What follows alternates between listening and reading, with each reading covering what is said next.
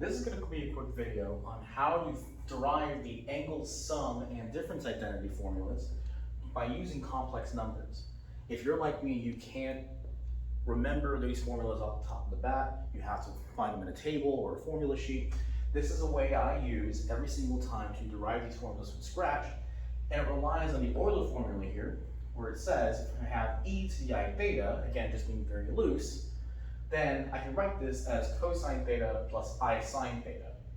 We're also going to be using the fact that cosine is an even function, that is cosine of minus theta is the same as cosine theta, and that sine is odd. Sine of minus theta is minus sine theta.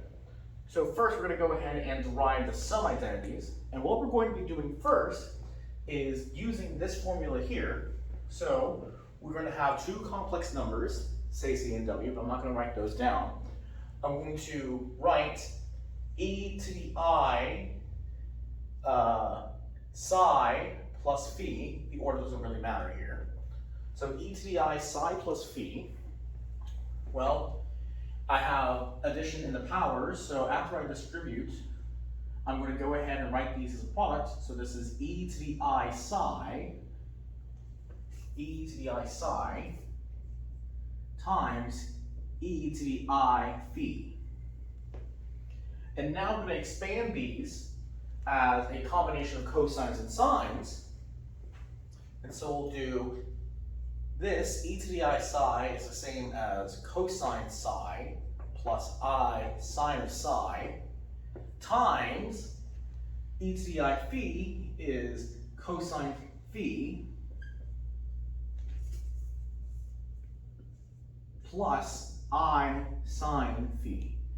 And now we're going to go ahead and multiply these out and collect like terms. So first let's do the multiplication here. So we'll go ahead and do cosine psi times cosine phi plus cosine psi times I sine phi. So I'll actually write the I out front here. Plus these two terms here, I sine psi times cosine phi. And finally, the last terms, I times sine psi times I times sine phi. I times I is minus 1, that's I squared. So we'll have minus at the end here, minus sine phi times sine psi. And now we're going to go ahead and collect the like terms. We're going to go ahead and collect the real parts and the imaginary parts together. So the real part is cosine psi times cosine phi plus this bit here, which is a minus. This is minus sine psi times sine phi. And we'll go ahead and collect the imaginary parts together. This is plus I times sine psi cosine phi. And the last part here, plus cosine psi, that's cosine psi times sine phi. And if we combine real and imaginary parts together, this here is e to the I psi times phi, which is relating to this. If I put it back in a form like this, we have cosine psi plus phi plus I sine psi plus phi. And so that means this real part here is cosine psi plus phi plus I times, and the imaginary part, I times sine psi plus phi.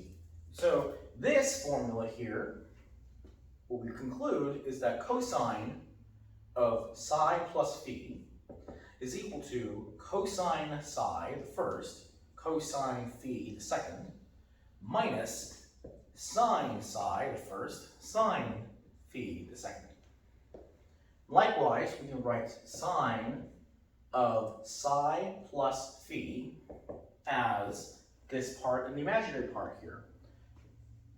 Sine psi cosine phi plus cosine psi sine phi. And now if we're clever, we can actually replace the pluses here with minuses, so that the second component is now, instead of, say, cosine psi minus phi, this is cosine psi cosine minus phi. But we can use the symmetry identities here to simplify those. And so I leave that as an exercise. We'll have, if I replace phi in both with minus phi, we'll get that cosine of psi plus phi, sine minus phi, sine minus phi here. This is cosine psi, but now I have cosine minus phi, but we'll use this identity here, and that stays the same, cosine phi.